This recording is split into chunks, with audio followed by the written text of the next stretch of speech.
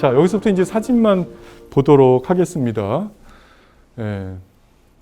왼쪽 그림은 이제 성당의 평면도입니다. 평면도. 기둥이겠죠, 기둥. 기둥이고 여기가 이제 입구 문이 되는 거고, 뭐 이쪽 가슴 있는 부분에 제단이 있고, 그 뒤에는 이제 에입스라고 그래서 그 이제 신부님들이나 그 이제 교회 그 담당자들이 기도실이 있거나 그들만의 회의 공간이 있거나 어떤 정신적인 그런 부분이죠. 그래서 옛날에 성당을 지을 때도 자연스럽게 성당의 구조를 그러니까 인간 신체로부터 갖고 온 겁니다. 인간 신체야말로 자연의 많은 사물들 중에서도 가장 완벽하다고 할 수 있는 그 무엇이죠? 인간 신체가. 인간 신체를 자꾸 불완전해, 이거는 약해 이렇게 보기 시작하면 우리가 어떤 진리를 찾을 수가 없는 겁니다. 근데 인간의 신체야말로 보고 듣고 모든 걸 행동을 하면서 인간이 또 모든 걸 만들어내고, 그리고 신을 전제로 하지만 인간이 신을 만들었을 때 신은 인간의 모습을 본인을 닮게 만들었다라는 표현도 있고 가장 귀한 거다라는 표현도 쓰고 곧 예배당이다. 너의 몸이 예배당이다. 이런 말도 있죠. 네, 성경 속에는. 그렇기 때문에 인간 신체를 교회에다가 적용시키려고 하는 게 어쩌면 너무 자연스러운 거였을지도 모릅니다. 그래서 이 신체 부위하고도 연결되게 가슴이나 머리 부분을 그들이 더 잘 만들고 잘 꾸미려고 했던 그런 과정이 있었죠. 예, 그래서 교회 평면에서만 봐도 자연 속에 있는 인간과 연결시킨다라고 하는 걸 볼 수 있고, 조금 더 직접적으로는 건축물에 이렇게 사람의 모습을 직접 적용해서 설계하고 또 구축하고 이런 경우가 꽤 있습니다. 예. 단순히 어떤 건축물의 입구만을 얘기하는 게 아니라 동굴 또 혹은 어떤 계곡의 일부 이런 걸 인간의 모습으로 변형시키고자 하는 그런 시도들이 꽤 있었죠. 왜냐? 중요한 장소거나 그것이 아주 굉장히 의미를 담고 있는 장소일수록 인간은 자기를 이렇게 투영하게 돼 있습니다. 그 모습이 꼭 서양처럼 이렇게 눈, 코, 입이 있는 게 아니더라도 우리도 마찬가지 아닙니까? 동양도 구룡산이 있다. 그러면 그 산에 용이 9마리 있는 거로 누군가 봤었는지도 모르죠. 안개 속에서 봤든지 자다가 일어나서 봐서 그런지 몰라도 이 모든 자연의 사물들을 인간 아니구래도 또 다른 자연과 비교하면서 우리 연상시키게 하죠. 그 의미를 증폭시켜 주기 위해서. 예. 그래서 여기 지금 이제 제가 최대한 요약을 제가 이제 사실 이게 요 틀은 그 이탈리아의 그 파올로 포르투게시라는 선생이 있어요. 근데 그분이 이 자연과 건축에 대한 책을 이제 집필하셨고 제가 그걸 좀 번역 작업을 하면서 그 전체 내용을 조금 이렇게 요약해 갖고 이제 약간 압축된 내용을 좀 갖고 와 보려고 한 거고, 지금부터 이제 편안하게 보실 거는 앞에 인간 신체도 보셨지만 골격, 자궁, 수직성, 인간만이 이렇게 직립하지 않습니까? 사피엔스들이. 그래서 수직성, 동물, 산, 암석, 지형주의란 말은 조금 어렵지만 어쨌든 이 지형이 갖고 있는 지오모피즘이라고 하는데 이런 지형의 형태들 아니면 눈의 결정체, 이런 결정체들, 기둥, 가지, 나무, 이런 요소들로 이 요소들이 어떻게 건축과 또 연결성을 갖는지 그걸 한번 보도록 하겠습니다. 자, 인간의 신체 다 이제 약간 직립적이어 갖고 비너스 얘기나 그리스 히랍 때의 어떤 신들은 다 인간을 은유화하는 신들이 많죠. 이슬람은 신을 언급도 못하게 하죠. 묘사한다는 것 자체가 불경스러우니까. 그래서 신이란 말을 뱉지도 못하게 하는 종교도 있는가 하면 그리스나 로마 때는 모든 신들을, 굉장히 많은 신들을 인간과 유사한 대입을 하나씩 넣어놨죠. 그래서 분노의 신, 뭐 사랑의 신, 아니면 뭐 다산의 신, 뭐 이런 거로 여러 신들을 만들죠. 근데 그건 다 뭐겠습니까? 인간이 갖고 있는 감정들의 대입이거든요. 그래서 인간이 자기가 갖고 있는 모든 감정과 생각을 이렇게 대입시키는 과정, 이런 것들은 너무 자연스러운 것이었습니다. 요거는 주로 헝가리 쪽에서 많이 짓던 주택, 그러니까 공공교회 건물인데, 이런 데에서도 보이지 않게 그 얼굴이 이렇게 좀 드러나진다든지, 아니면 이것도 이제 음악당, 극장인데 극장의 무대 부분이 되고 객석이 됩니다. 근데 그런 걸 또 여성의 신체의 모습에서 또 이렇게 따오기도 하죠. 그래서 아름다운 선들을 찾는 거에서 우리가 인간의 모습으로부터 자연스럽게 가져올 수밖에 없다, 이런 말씀을 드리고 싶습니다. 그 건축가들이 건축가 내지는 건축과에서 많이 쓰는 단어인데 일반인들은 좀 잘 안 쓰는 단어가 하나 있어요. 그게 뭐냐면 파사드라는 단어를 씁니다. 파사드. 그 이름으로 회사를 만들기도 하고 디자인 회사를 만들기도 하는데, 파사드라는 말을 많이 쓰는데, 이 파사드가 뭐냐면 건축물에서도 정면을 말하는 겁니다. 정면. 예. 그러니까는 건축물이 일단은 딱 세워졌다 하면 최소한 4면이 있지 않겠습니까? 지붕은 잘 못 보인다고 치고 바닥은 또 안 보이니까. 그래서 동서남북으로 이렇게 4개의 인면이 있죠. 우리가 그걸 인면도라는 표현을 쓰는데, 보통의 건물들이 박스를 많이 지니까 박스일 때 4개의 얼굴이 있습니다. 어떤 건축물이든 측면이 있고 뒤통수가 있고 앞면이 있습니다. 이 앞면은 주로 이렇게 도로의 면에 있죠.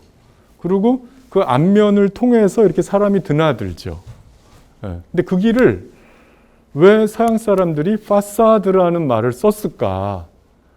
다른 데는 다 그냥 엘리베이션 아니면 이런 표현을 쓰는데, 그 정면만 파사드라는 말을 썼어요. 그리고 그거를 만국 공통어처럼 건축하는 사람들은 중국이든 한국이든 저기 서양에서도 아프리카든 하여튼 유럽이든 미국이든 다 파사드라는 말을 약간 공식화해 갖고 그 건축물의 메인 얼굴, 우리 사람한테도 이렇게 측면이나 뒤통수가 아니라 바로 이 얼굴, 이 정면을 보여주는 단어는 파사드라는 말을 씁니다. 그래서 야, 너가 설계해온 건축물의 파사드는 뭐야? 그러면 그 파사드를 이렇게 보여줘야 되는 겁니다. 저는 제 정면을 이렇게 만들어내고 싶어요 라고 하는 거. 근데 이미 그 파사드라는 말을 제가 여러 번 쓰면서 감을 잡으셨겠지만, 파사드랑 제일 비슷한 단어가 페이스가 있습니다. 페이스. 그렇죠? 얼굴이라는 뜻이죠. 네, 같은 어원입니다. 근데 제가 하나만 더 말씀을 드리려고 이 말을 꺼낸 건데, 그 파사드라는 단어의 라틴어 어원인데, 그 진짜 또 라틴어에는 파레라고 하는 동사에서 온 게 파사드입니다.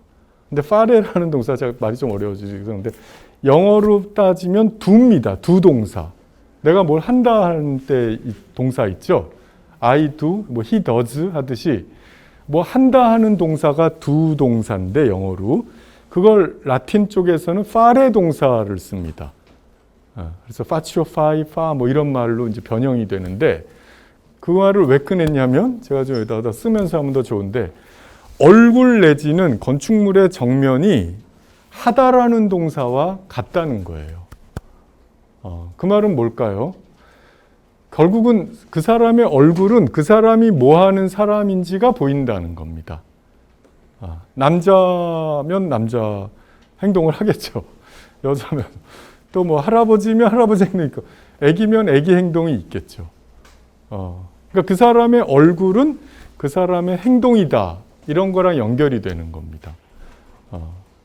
그래서 건축을 다시 또 갖고 오면, 건축에서 파사드는 그 건물이 뭐 하는 건물인지를 알려주도록 만드는 게 제일 좋은 거예요. 네.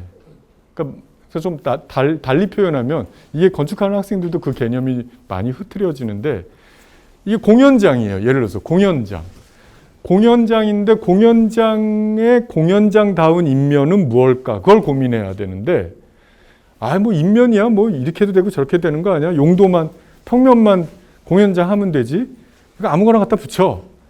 이렇게 되면 좋은 건축이 아니라는 거죠. 공연장인데 뭐 미술관 같은 인면이 붙는다든지 뭐 아니면 무슨 뭐 상업 건물 같은 인면이 붙는다든지 그러면 그걸 재밌게 보면 안 된다는 거예요. 재밌다. 뭐 공연장 아닌 줄 알았는데 공연장이었네. 그래서 재밌어. 이건 좋은 건물을 말하는 게 아닙니다. 집은 집 같은 인면, 집 같은 얼굴을 해야 되고 또 공연장은 공연장 같은 얼굴, 또 뭐 청사, 공공청사라면 공공청사 같은 얼굴을 하고 있어야지 좋은 건축이지. 겉으로는 뭐 어떤데 속으로는 어때? 이렇게 분리되는 거를 좋은 건축으로 보지 않죠. 우리가 뭐 동물들도 마찬가지 아니겠습니까? 토끼인데 사자 얼굴을 하고 있을 수 있나요? 사자인데 토끼 얼굴을 하고 있어도 오히려 무섭죠. 사자는 사자다운 얼굴, 뭐 얼룩말은 얼룩말다운 얼굴 이게 있는 거지. 그게 뭐 어느 게 더 예쁘다고 그 본성과 본인이 하는 행동과 다른 얼굴을 가져온다는 건 굉장히 낯설은 겁니다. 예. 그래서 건축의 원리는 이렇게 파사드나 파레 동사에서 온다는 거를 말씀드릴 수가 있겠습니다. 자, 그다음 골격 볼까요? 골격은 뭐 이미 너무 많이 상상을 하시겠지만 뭐 곤충이나 파충류에서도 볼 수 있는 골격, 뭐 공룡, 고래 뭐 이런 데서도 올 수 있는 골격인데 이 골격은 건축에는 뭐 아주 도움이 되죠. 아주 도움이 됩니다. 이거는 주로 다 이게 고딕 시대 성당들이거든요. 그 서기로 얘기하면 1000년대쯤, 1000년에서 한 1200년대 요 정도에 지어진 시기를 이제 고딕 건축이라고 하는데 고트족 양식이라는 뜻이거든요. 이제 동고트족, 서고트족 뭐 이렇게 있듯이 약간 그러니까 오랑캐 양식이라는 비아냥도 있습니다. 이거를 정통으로 양식을 다루는 나라에서 저거 완전 오랑캐 양식이야. 듣도 보도 못한 양식이야. 약간 비아냥거린 건 있지만 이 양식이 왜 이렇게 오랫동안 인기를 얻었고 지금의 영국을 대표하는 건물, 독일 쾰른, 뭐 프랑스 지금 잘 나가는 유럽 건축물, 유럽의 주요 건축물 중에 이 고딕 성당이 상당히 많은 북방, 적어도 알프스 이상 위에 있는 나라, 스페인이나 이탈리아를 뺀 다른 나라에서는 대표 건물로 하면 다 고딕 성당들이죠. 근데 이게 지금 다 1000년들은 된 건물들이거든요. 근데 그 건물들의 이런 골조들을 어디서 공부해 왔을까요? 바로 아까 보신 그런 동물들의 골조, 그런 거로부터 확신을 얻은 거죠. 이 고딕 시대는 공부해서 하던 시대는 좀 아니었습니다. 요 다음 시기가 르네상스인데 르네상스라는 시기는 굉장히 이렇게 논리로 공부를 하던 시대였어요. 근데 이 고딕은 논리가 없었어요. 그냥 일단 져보는 거예요. 짓다가 무너지면 이거 잘 기억하자. 이렇게 지니까 무너지네. 그러니까 다시 짓자. 뭐 이렇게 약간 주먹구구식이 좀 있었습니다. 도면도 제대로 안 그렸고 그거를 뭐 모형 테스트를 해본다거나 미리 이렇게 계산해 보는 게 좀 떨어질 때였어요. 그렇지만 확신이 있어야 되잖아요. 이 어마어마한 규모의 건물을 돌로 짓는데 짓다 말고 무너지면 뭐 비용부터 인적 손해가 크니까. 근데 그 확신을 어디서 갖고 왔냐? 이 자연의 생물들이 갖고 있는 골조, 그 골조의 형태로부터 갖고 왔다.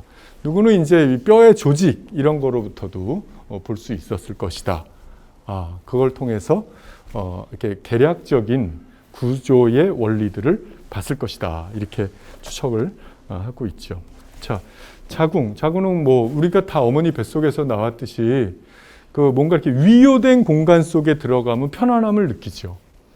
답답함을 느낄 수도 있지만 뭔가 이렇게 둘러쳐져 있는 그런 공간 속에서는 다 편안함을 느낍니다. 그리고 또 그게 이제 얼마나 어떤 비례와 스케일을 갖고 있냐. 나한테는 어느 정도의 공간이 가장 편안하냐. 이런 거 생각해 볼 수 있겠죠. 그래서 뭐 자연스럽게 동굴집을 짓는다거나 고인돌에서도 그렇고 많은 주택들의 형태, 이건 프랑스에 있는 유명한 집합주택인데 이런 데서도 어떤 비례나 그런 공간감이 사람이 추구하는 이유는 바로 본능적으로 인간이라면 그 자궁으로부터의 기억, 그 자궁에서의 편안함 이런 것들을 잠재적으로 갖고 있을 것이다 이렇게 보고 있죠. 한국의 현대 건축가들 중에 또 제일 유명한 분 중에 한 분이 김수근 선생이라는 분인데 아마 다음 주에 김중업 선생님을 좀 다루기도 하는 것 같은데 김중업 선생님과 쌍두 마차를 이룬 분이 김수근이라는 건축가가 있었습니다. 공간건축이라고 꽤 큰 설계사무소도 했고 지금 뭐 TV에 자주 나오는 그 법원 건물도 다 김수근 선생님이 했고 뭐 자유연맹센터 뭐 하여튼 등등 뭐 굉장히 수작을 많이 낸 분이 김수근인데 김수근이라고 하는 건축가의 제일 중요한 키워드 중에 하나가 자궁이었습니다. 자궁. 그래서 그 본인의 그 원서동 사옥을 지을 때 절대 층고를 일부러 높게 안 만들었어요. 근데 지금 생각하면 좀 이제 다들 평균 키들이 크니까 커졌으니까 지금은 조금 낮게 느껴지는데 그 당시에도 이미 한 40, 50년 전에 지으실 때도 일부러 천장고를 최소한으로 가져가 보자 이런 의도를 갖고 했죠. 그거는 바로 그 자궁론을 그분이 갖고 있었기 때문입니다. 자, 이건 수직성이죠. 수직성은 자연 속에서 그 산을 비롯한 모든 수직성을 우리가 느낄 수 있고 또 인간은 또 신에 도전하는 바벨탑 같은 것도 져봤고 그리고 어떤 토템적인 어떤 조형물 속에서도 이걸 뭐 남근 선호 사상 이렇게 말할 수도 있는데 어쨌든 그 수직성에 대한 뭔가 이렇게 동경 이런 게 있었죠. 그래서 이게 지금 런던의 제일 유명한 건물 중에 하나입니다. 노만 포스터라고 하는 건축가가 지은 건데 기능적으로도 아주 탁월하고 근데 이런 건물이나 또 이거는 악바르라고 그 바르셀로나에 가면 또 굉장히 자랑하는 건물들이죠. 어떻게 보면 포탄같이 생기기도 하고 남근을 연상시킬 수 있죠. 실제로 영국의 많은 건축 비평가들이 이 남근 형태의 이런 쉐입에 대해서 논쟁을 또 많이 하죠. 그 원초적이지만 그럼에도 불구하고 저것이 또 건축에 유리한 점 이런 것들을 되게 많이 언급합니다. 물론 박스로 짓는 것보다 돈 좀 더 들었을 거예요. 설계도 그렇지만 시공하는 데 어려움이 있었겠죠. 근데 왜 굳이 이런 건물을 졌을까요? 박스로 져도 되는데. 이 노만 포스터라는 사람의 말에 의하면 장점이 있으니까 설득이 된 거고 그것이 건축주가 받아들여진 거죠. 장점이 없는데 그냥 형태가 재밌으니까 져보세요. 이럴 사람이 있을까요? 없습니다. 우리가 뭐 10,000원짜리 신발 하나를 디자인할 때도 장점을 넣잖아요. 근데 이렇게 뭐 몇백억의 돈을 들이는 몇백억이겠습니까? 거의 뭐 그런 건물을 지으면서 장점이 없는 거를 할 리가 없죠. 일단은 풍압에 굉장히 강하고요. 풍압에. 그러니까는 이 바람이 잘 빠져나갈 수가 있기 때문에 건축물에 걸리는 하중도를 훨씬 더 약화시킬 수 있어서 더 견고하게 유지될 수 있다는 거고 여기 이렇게 스파이럴처럼 이렇게 보이죠? 여기가 이제 바람길을 만들어서 내부 환기까지도 자연스럽게 만들 수 있는 그런 원리를 담고 있습니다. 예. 뭐 포탄이 뭐 이렇게 빨리 가서 떨어지게 하고 뭐 이러는 것도 있듯이 그런 원리들을 다 여기서 담아내고 있다. 이렇게 말씀드릴 수 있죠. 자, 여기도 또 이상한 아저씨들 둘이 있는데 이 사람은 필립 존슨이라는 사람이고 이 사람은 미스 반데로에라는 사람인데 말이 조금 이상하죠. 뭐 미스터는 아니고 그러니까 독일어 이름으로 미스라는 사람입니다. 이름 자체가 미스예요. 근데 아까 그 르꼬르비제가 1등으로 유명한 사람이라면 한 2등으로 유명한 사람이면 이 사람일 겁니다. 미스 반 데얼로헤라고 그 독일 건축가인데 거의 뭐 쌍두마차죠. 르꼬르비제랑 미스라는 사람은. 근데 이 사람의 이제 초고층 건축물 계획안이고 평면도죠. 근데 본인이 인정하든 인정하지 않든 이런 나뭇잎의 그 평면 구조 이런 거로부터 연상을 안 시킬 수가 없죠. 그리고 코아라고 하죠. 우리가 이렇게 그 엘리베이터랑 계단, 주로 사람이 움직이는 통로 이런 개념도 또 수맥 구조나 이런 거 이렇게 연결시켜서 자연스럽게 본인이 자연을 통해서 자기 건축물이 만들어졌다라는 걸 보여주고 있죠.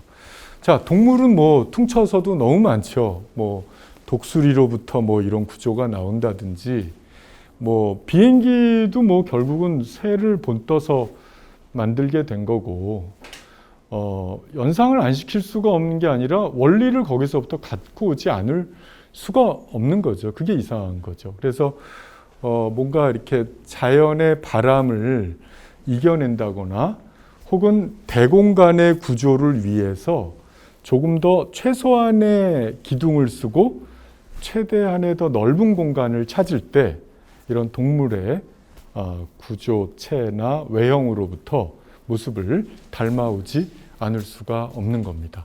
요거랑 아주 비슷한 디자인이 저기 송도의 그 인천 아트센터의 그 이렇게 캐노피 지하랑 연결시키는 캐노피 구조가 저거랑 아주 비슷하죠.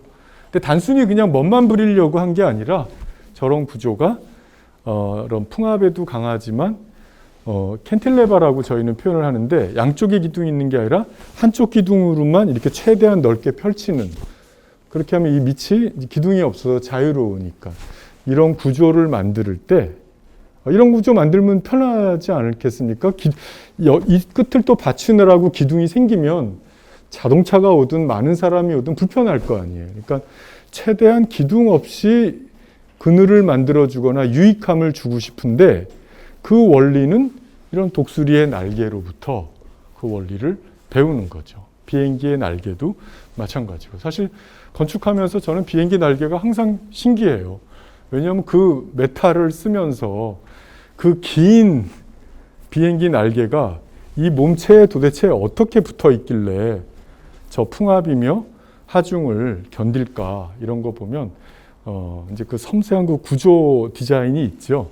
근데 그게 다 동물로부터 배워온 게 있다라는 거죠. 제가 어렸을 때 재밌었던 것 중에 하나가 홍학 아시죠? 홍학. 이렇게 홍학이라고 나이 있는 분들만 아시나? 하여튼 이렇게 빨간새가 이렇게 동물원 같은 데 놀러 가면 막 분무를 하지 않습니까? 막 이렇게 뛰고. 근데 홍학을 보면 너무 재밌는 게 그게 큰 놈은 꽤 커요. 그래서 한 20-30kg 돼 보이는 홍학이 있습니다. 근데 다리는 엄청 얇잖아요. 다리는. 나쁘게 말하면 삶은 감자에다가 쇠젓가락을 꼽아 놓은 것 같은 건데 이걸 퉁퉁 몇 번 치면 어떻게 되겠습니까? 이 쇠젓가락이 감자를 다 뚫고 지나가 버리죠. 그렇지 않겠습니까? 근데 얘네들이 막 군무를 잘 뛰는데, 그리고 막 이렇게 막 이동하면서 걷고 막 뛰고 그러는데 어떻게 저 가느다란, 홍학의 저 가느다란 뼈가 자기 몸을 안 찌르나. 그게 너무 신기할 수 있잖아요. 저렇게 많이 뛰면 안 좋을 것 같은데, 이런 생각이 드는데 사실은 그걸 우리가 이제 외형만 봐서 그런 거잖아요. 그 안에 뼈 구조를 보면 그 갈비뼈의 구조로부터 이 다리뼈까지 잘 연결돼 있죠. 어쩌면 건축에서 말하는 그 아치 구조랑도 연결이 되는 겁니다. 힘의 전달 방향이 그냥 가서 끝에 가서 이렇게 만나는 게 아니라 가면서 펼쳐지죠. 이렇게 펼쳐져서 몸체를 잘 잡아주죠. 그러니까 몸체의 무게가 이 다리 하나로 잘 흐르는 겁니다. 에너지가. 그러니까 뛸 수가 있는 거죠. 자기가 뛸수록 몸이 아프면 뛸 수 있겠습니까? 그런 원리를 홍학에서 배우듯이 이런 넓은 공간, 최소한의 기둥으로 최대한의 면적을 커버할 수 있는 아이디어들을 저렇게 동물로부터 배울 수도 있겠습니다. 뭐 어류에서 배우는 것도 있고 곤충에서 배우는 것도 있겠죠. 그리고 뭐 여전히 산은 뭐 아까 수직성하고도 또 좀 중복되지만 산의 모습은 뭐 이미 뭐 중력을 갖고 있는 모든 하중이 밑으로 흐르니까 자연스럽게 밑이 넓고 위가 좁아지는 건데, 그런 구조 속에서 이 서양이 제일 자랑하는 이 쿠폴라, 이 돔 구조를 자연스럽게 연상 시킬 수가 있겠습니다. 이게 뭐 로마의 그 바티칸 같으면 뭐 훨씬 더 크지만, 예를 들어서 아까 제가 판테온도 언급했는데 로마에 거의 AD 80년쯤 지었으니까 2000년 된 건물이거든요. 2000년 전에 돌로 둥근 지붕을 만들었는데 둥근 지붕의 직경이 거의 50m 가까이 됩니다. 47.8m인가? 그 정도로. 지금은 우리는 더 넓은 체육관을 많이 봐서 감동이 덜하지만 당시에 그 판테온을 설계해내고 그걸 지었을 때의 그 충격이라는 건 대단했을 겁니다. 그게 이제 그 당시 황제가 뭐 여러 설이 있는데 판테온이라는 게 테온이라는 건 이제 신들이라는 단어에서 온 거고 판은 이제 널리 이런 뜻이지 않습니까? 그래서 만신전이라는 뜻입니다. 그 판테온이라는 건축물은 그 안에 여러 신들을 다 그 안에서 모시겠다 이런 이제 유일신 기독교가 나오기 전 때의 이제 신전인데 그 신전을 그렇게 큰 둥근 지붕을 올려야만 됐고 올리길 바랬던 이유는 그게 하나의 우주를 나타내야 됐기 때문입니다. 우주를. 그래서 그 뭐 많은 황제들이 거기서 명상도 하고 우주의 원리를 보고 뭐 이랬다고 하죠. 근데 그걸 구축해내는데 산이 갖고 있는 어떤 구조적인 틀들 이런 것들이 도움이 직감적으로 됐을 것이다 이렇게 보는 거죠. 네. 뭐 이건 저기 남부 이탈리아 동네의 주택들인데 민가 형식의 주택들인데 아주 튼튼하고 오래 잘 가고 있죠. 뭐 저런 동남아시아 쪽에 많은 스투파 탑들 이런 거랑도 또 연결시켜 볼 수 있고 암석, 뭐 바위의 구조 이런 거에서 더 확신도 가졌겠죠. 뭐 암석은 또 이렇게 전리 형상이 이렇게 지형이 형성되는 과정 중에 보이는 걸 텐데 이런 자연 암석에서 아마 이런 신전의 돌 기둥을 연상하지 않았을까. 뭐 그게 그랜드 캐년이 됐든 어디가 됐든 그런 이미지를 또 볼 수가 있고요. 뭐 지형주의라는 건 지형을 잘 활용한다는 겁니다. 이 벽을 통해서 우리도 암자 같은 경우가 이렇게 벽에 붙어 있기도 하죠. 왜냐하면 건축에서 뭐 지금도 그렇지만 이 소재 값이 제일 비싼 거 아닙니까? 건축 자재 값. 그런데 그 자재 값을 줄이는 방식은 자연을 최대한 이용하는 거죠. 그냥 그 성벽이 있거나 기존 벽체가 있으면 먹고 들어가는 게 있는 거죠. 뭐 한 벽이 튼튼하기만 해도 남들은 4벽 다 세워야 될 거, 이건 3벽만 져도 되고, 뭐 더 운 좋으면 2벽만 쳐도 된다면 그게 훨씬 더 현명한 거죠. 그리고 자연 속에서 그 구조가 검증된 거 아닙니까? 오랫동안. 그럼 뭐 더 나쁠 게 없는 거죠. 그걸 굳이 깎아서 다시 건축 재료화해서 다시 쌓고 이럴 필요가 없다는 거죠. 예. 그래서 옛날에 건축 재료들 때문에 전쟁도 생겼고 심지어는 건축 재료를 훔쳐가는 그런 전쟁들도 많이 있었죠. 그만큼 사실 돌이라는 재료가 쉬운 재료는 아닌 거죠. 구하기가. 우리는 그냥 돌은 늘 나오는 거 아니야 이렇게 생각하지만 좋은 석재를 구한다는 건 옛날에 굉장히 좋은 문화랑 이어질 수 있었던 겁니다. 적어도 이제 이렇게 구운 벽돌이 그래서 나온 거 아닙니까? 돌이라는 재료를 구하기가 어려우니까 강제로 돌을 만든 거죠. 구워서 단단한 재료를 찾은 겁니다. 네, 그렇지 않고는 뭐 어디 가나 건축 자재가 이렇게 있지는 않거든요. 뭐 여러분들 아시는 그 피라밋의 그 많은 돌들이 기자의 피라밋 어마어마하지 않습니까? 그게 멀리서는 이렇게 보이지만 한 돌이 이 책상만한 거 아세요? 이 책상보다 좀 더 클 겁니다. 이게 거의 2m가 넘고 이게 한 1.5 이상 되나? 한 돌이. 그 돌 하나를 여러 개 쌓은 거지 않습니까? 피라밋이. 이게 조금 자세히 보면 이렇게 단위져 있지 않습니까? 그런데 그 돌 하나의 무게가 2톤이 넘었다는 거예요. 2톤이. 물론 한 사람의 무덤을 위해서 그런 2톤짜리 돌을 몇백 개? 아니, 몇천 개를 쌓아야 이제 그게 피라밋이 되는 건데, 재밌는 건 그 돌이 그 근처에서 안 나왔다는 거 아닙니까? 그 기자 그 동네에 다 사막이고, 그걸 어디선가 다 갖고 왔다는 거예요. 그러니까 쌓는 것도 대단한 인력이지만, 그걸 이동해 오는 인력도 대단했던 거죠. 그러니까는 그 당시 파라오의 능력을 더 크게 보여주는 거죠. 근데 또 재밌는 거는 이걸 돌을 가까운 데서 갖고 오면 오히려 더 못 쌓았을 수도 있다. BBC에서 그런 말을 한 적이 있는데, 왜냐하면 돌을 계속 쌓아야 되잖아요. 근데 당시에 뭐 도르래가 제대로 있습니까? 무슨 기중기가 있습니까? 기껏해야 이렇게 식물 줄기를 엮은 끈 같은 거로 들어 올리거나 통나무를 넣어서 이동시켜야 되는데, 그거를 들어 올리는 것도 한 돌이 뭐 200g, 2kg도 아니고 2000kg 아닙니까? 2톤. 그거를 이렇게 들어 올리려면 이렇게는 든다는 게 무리고요. 다 경사로를 이용한 겁니다. 경사로. 경사로에서 밀어갖고 쌓고 밀어갖고 쌓은 겁니다. 들어서 쌓은 게 아니에요.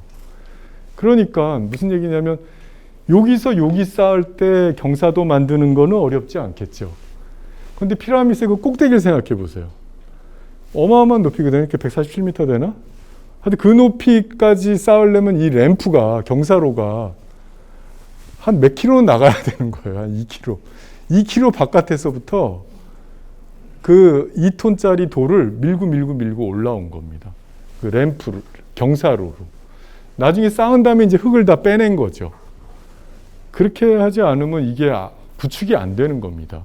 지금이야 뭐 그냥 타워 크레인 하나만 갖다 놓으면 그냥 바로바로 이렇게 쌓겠죠. 근데 그러니까 그게 더 미스테리한 거고 어마어마한 노동력과 에너지가 들어갔다 이렇게 볼 수 있는 거죠. 근데 어쨌든 돌을 잘 활용하는 것, 돌의 기존 지형의 원리를 잘 활용하는 것, 이런 건 굉장히 우리가 건축을 통해서 배우는 거죠.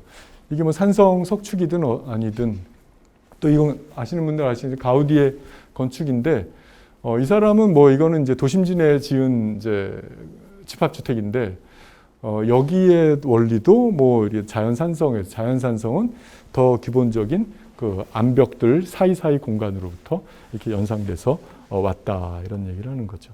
자, 결정체. 그러니까는 건축하면 기하학이 바로 연결되죠. 지오메트리라는 게. 근데 그 기하학도 인간이 그냥 뭐 수학 잘하는 피타고라스가 만들어냈을까?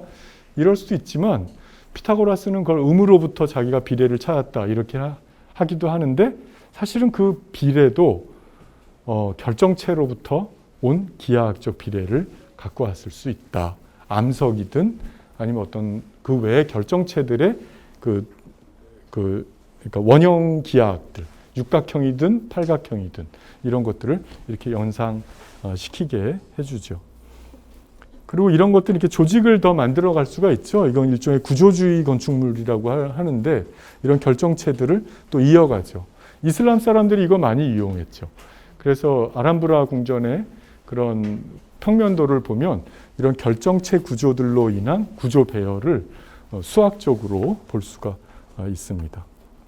또 현대 집합주택도 이렇게 이어가는 경우가 있죠. 일본에 가면 나가진 캡슐이라고 아주 싼 호텔을 이렇게 만들었죠. 단가를 줄이느라고. 그래서 정말 이렇게 기어 들어가는 캡슐형 그 숙박시설입니다. 그러니까 뭐 저거 4-5개가 한 실에 해당하니까 단가를 확 낮춰줄 수 있겠죠.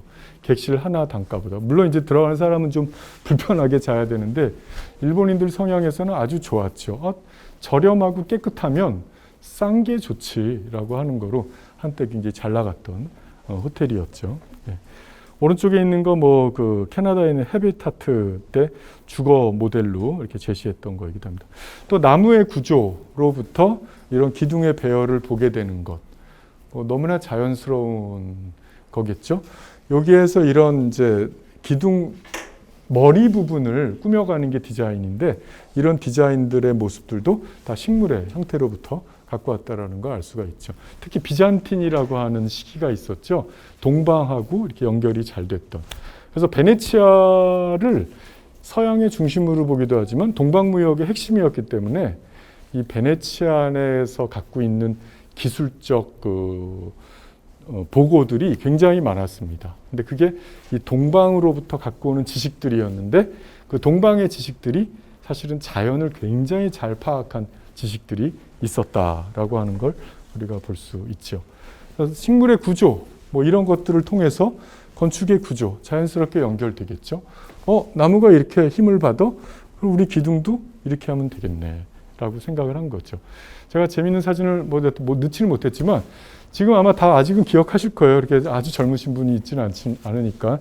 그 911, 9.11 테러 기억하시죠? 뉴욕에서 제일 상징 건물 아니었습니까?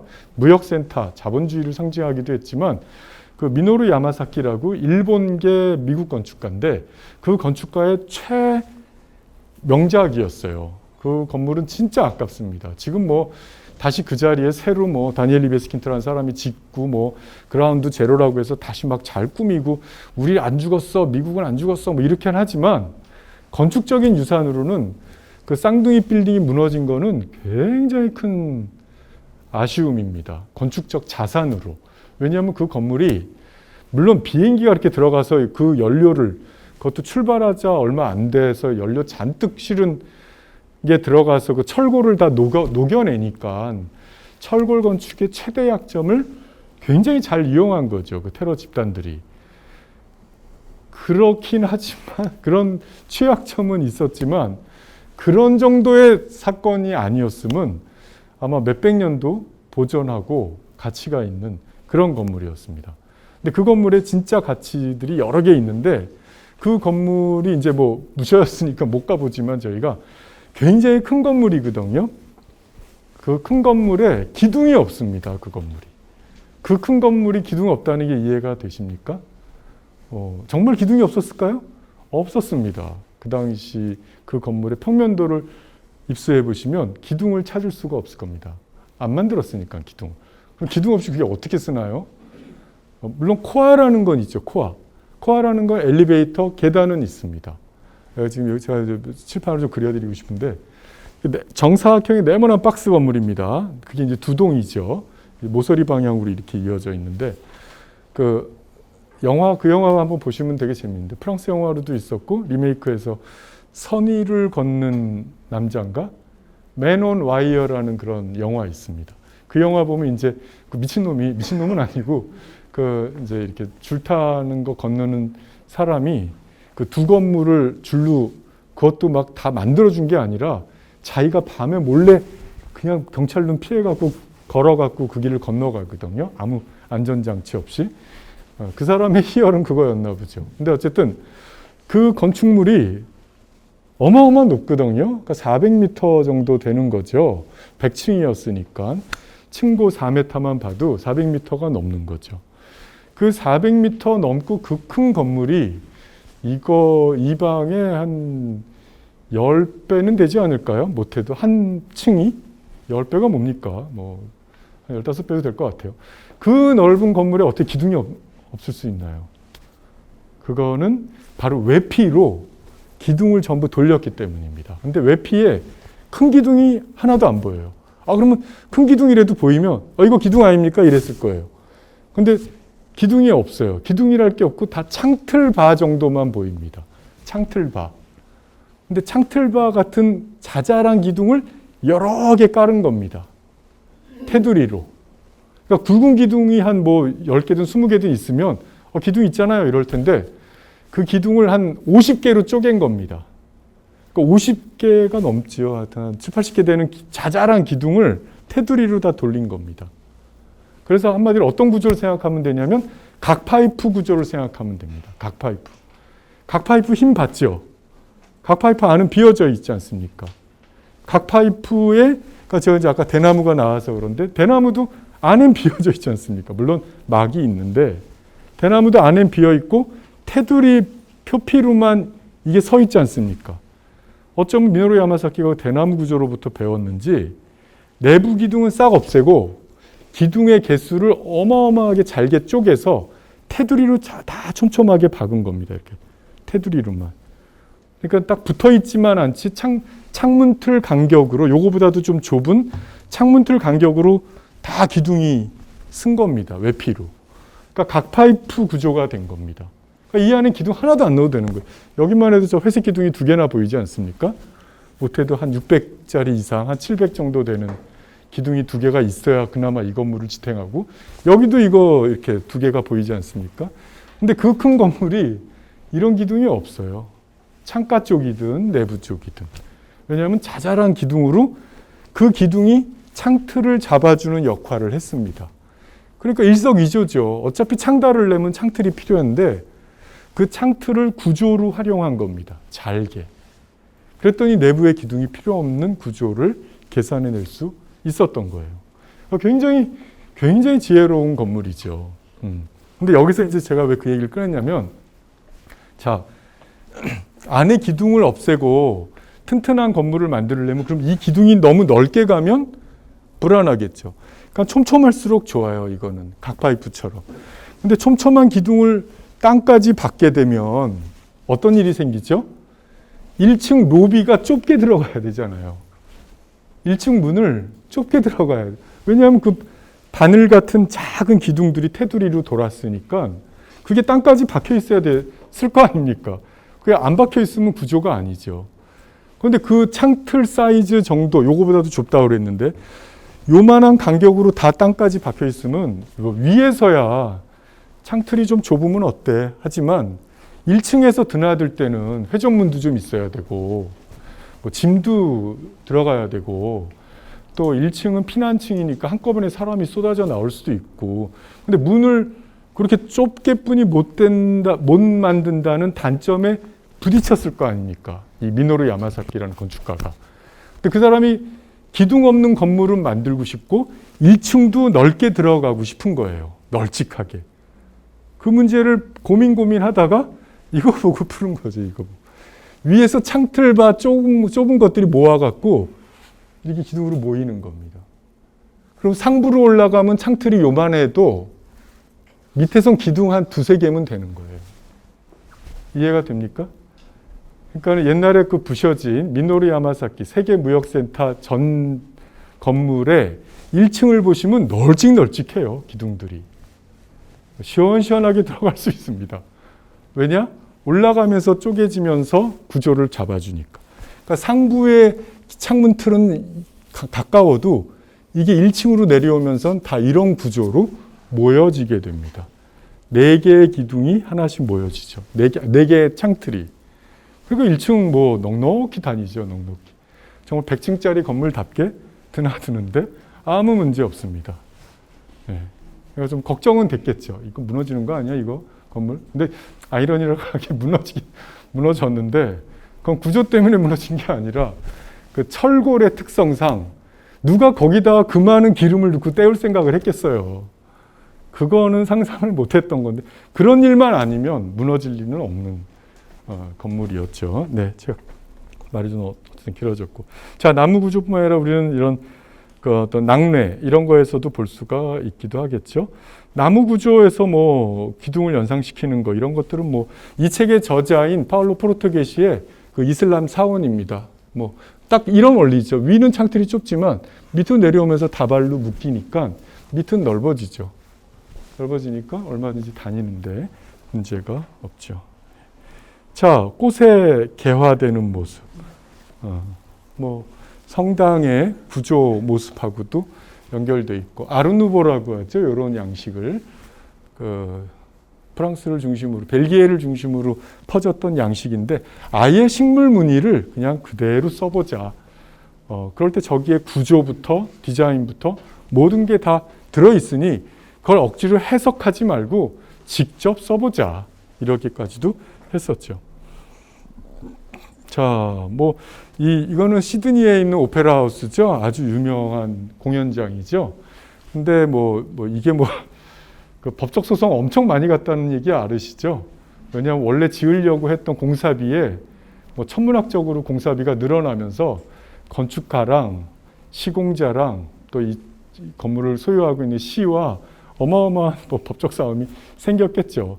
근데 지금은 다행인 건 훨씬 더 많은 비용을 들였음에도 불구하고 그 값어치를 오랜 시간 뽑아냈다. 그리고 시드니의 상징이 돼서 그때 그 좀 많이 든 돈 아깝지 않다. 이렇게 해서 해피엔드로는 끝났는데 어쨌든 이 건물을 보고 거북이 등껍질에서 연상시켰다, 했다, 이런 여러 말들이 있는데 이 꽃으로부터 갖고 왔다라는 그런 추정을 또 하기도 하죠. 하늘의 별이나 빛도 이렇게 디자인이 되기도 합니다. 별도 자연 중에 하나니까. 그런 어떤 이게 바로크 시대 때의 성당인데 일부러 이런 패턴을 만드는 게 돈이 더 들지 않겠습니까? 그냥 반듯반듯하게 하는 것보다. 근데 뭔가 이런 쉘 구조 타입의 이런 모습이 오히려 구조에 도움이 된다라는 확신을 받았으니까 했겠지. 돈 더 들고 약해지는데 허용할 건축주는 없습니다. 내가 들어가 살 공간인데. 예. 자, 뭐 식물들의 여러 모습들, 또 이런 방사선이라는 건 이렇게 뭐라 그러죠? 이렇게 사방으로 퍼져나가는 원형에서 빛처럼 퍼져나가는 그런 모습이죠. 뉴욕에 가면 제일 유명하고 아름다운 건물로 손꼽히는 거죠. 크라이슬러 빌딩이라는 건물인데 이 건물의 모든 디자인들이 저런 방사선 형태. 근데 저건 다 구조랑 또 연동이 돼 있는 거죠. 아치 구조의 첨두성까지 식물의 어떤 그런 패턴들. 자, 투명성. 이건 마른 투명성인데 이제 우리의 투각, 우리의 조각을 할 때도 그릇을 만들 때도 투조를 만들기도 하죠. 찻잔을 이렇게 잡을 때 뜨겁지 않게 하려고 외피는 구멍 뚫린 도자기로 만들고 안에는 물을 담을 수 있는 도자기로 만들고 그래서 이렇게 투각성이 있는 이렇게 공기가 바람이 통할 수 있는 그런 구조를 또 식물에서부터 연상시키기도 합니다. 예, 이렇습니다. 그래서 제 이야기는 요쯤으로 끝낸다고 보면 되고요. 뭐 하다못해 옥수수에서도 갖고 오는 거죠. 이런 산성에 뭐 옥수수가 먼저 했는지 성벽에 억지로 갖다 붙인 건지는 모르겠습니다. 그런데 어쨌든 이 구조가 서로 연결되어 있다라고 하는 것들. 그러니까 이 산성을 이렇게 쌓는 데는 그냥 반듯하게 쌓는 것보다 저게 더 튼튼하다는 생각을 가졌기 때문입니다. 그냥 반듯반듯한 돌이 없어서만이 아니라 저게 오히려 더 단단한 서로 맞물림을 더 단단하게 가져갈 수 있다. 이런 확신이 있었기 때문에 전 최근에 알은 사실이지만 이 옥수수의 수염 있죠? 옥수수 수염의 가닥수와 알갱이 가닥수가 같대네요.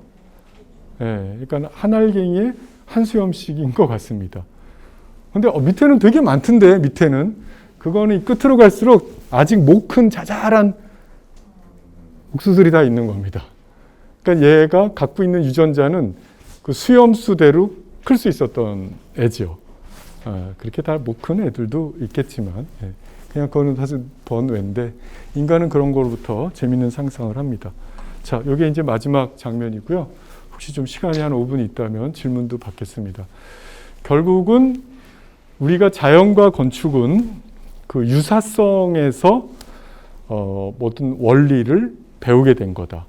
그리고 그 유사성의 원리 속에서 우리는 감탄할 만한 어떤 지식들을 얻는다. 내가 새로 찾아낸 것 같고 내가 만들어낸 것 같지만 사실은 그건 어쩌면 다 있던 지식을 내가 다시 재조합했는지도 몰라요. 뭐 인간의 능력과 상상력이나 창조력을 무시하려는 게 아니라 우리가 자연을 조금 더 자세히 들여다보면 우리의 상상력은 더 많아질 수 있다는 그런 차원에서 이야기를 드립니다. 그리고 이 모든 게 결국은 조화, 아르모니아, 하모니 이런 말로 이루어지는 거죠. 동양의 사상이 그렇지 않습니까? 과한 건 과유불급, 부족해버린 거죠. 치우치는 건 나쁜 겁니다. 언제나 그것이 서로 균형을 찾아가는 그 상태를 가장 좋은 거로 보죠. 요 말 한번 잠깐 이러고 끝내겠습니다. 예술은, 건축도 만약에 예술이라면 그 흐르는 강물처럼 그 끝이 없답니다. 뭐 이쯤 되면 더 대단한 춤은 안 나올 것 같은데 춤 계속 새로운 거 나오잖아요. 이 젊은 애들 보면 뭐 스트리트 댄서들부터. 그리고 또 건축도 또 뻔할 것 같지만 또 계속 조금씩은 새로운 게 나옵니다. 나올 필요가 꼭 있는지는 몰라도 근데 어쨌든 그 모든 건 계속 변화하기 때문에 끝없이 새로운 것이 나옵니다. 예술도. 그렇지만 여전히 그 자리에서 비춰주는 거울이다. 그 강물은. 이런 말은 왜 또 꺼낸 거냐면 많은 게 굉장히 변해 보이지만 사실은 그건 또 다시 더 큰 스케일에서 쳐다보면 그게 하나였거나 동일한 것이다. 라고까지도 볼 수 있다는 겁니다. 우리는 매번 새로운 걸 경험하는 것 같지만 사실은 그 원리의 끝은 어쩌면 다 하나로 통해 있을 수도 있다라는 걸 말하는 거고, 그래서 또 강물은 늘 흐르는 것처럼 또 유사해 보이지만 맨날 그 강물이 그 강물 같지만 동일하지 않게 우리의 또 새로운 모습을 보여준다. 변하는 것 같이 변하지 않고 변하지 않는 것 같이 또 변화하고 있다. 이런 순환을 말씀드리면서 이 자연과 건축에 대해서 강의를 마치도록 하겠습니다. 긴 시간 들어주시느라고 수고하셨습니다. 예, 고맙습니다. 예.